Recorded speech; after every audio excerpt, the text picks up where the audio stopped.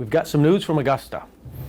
In a surprise vote the other day, the House passed LD 1323. That's the bill that would take away or repeal the expedited wind zone permitted use for wind power in the unorganized territory. It's actually a big deal of a bill. We thought it was dead.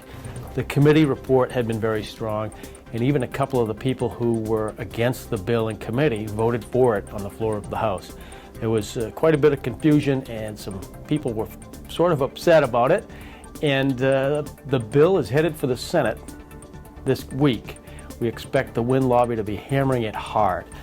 We'll be trying to get it passed. The Senate is a tough place to get bills passed, though. What this bill would do is take us back to the standards before the Wind Act, where wind power was a huge type of development in the unorganized territory, and if somebody wanted to build a wind project out there, they needed to get zoning done for that to be an allowed use.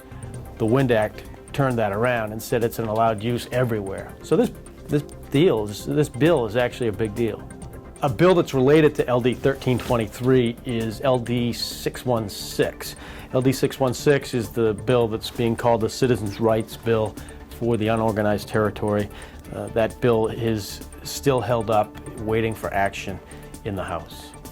Yet another bill we've been watching is LD 646. That bill was introduced last year. It's the governor's pretty much annual attempt to repeal the so-called limit on 100 megawatt renewable resources, ostensibly so that big hydro from Canada would qualify as renewable for our regulatory schemes down here. And that bill has finally died. It was killed in the legislature this past week, once again. Finally, LD 1750 is the bill that Senate President Alfon brought in last month. That's the bill that we had major uproar over, that would have shut citizen input out of the permitting process for wind projects, and it would have had a retroactive clause in it that would take away some of the discretion that's been used in the permitting process by the Department of Environmental Protection.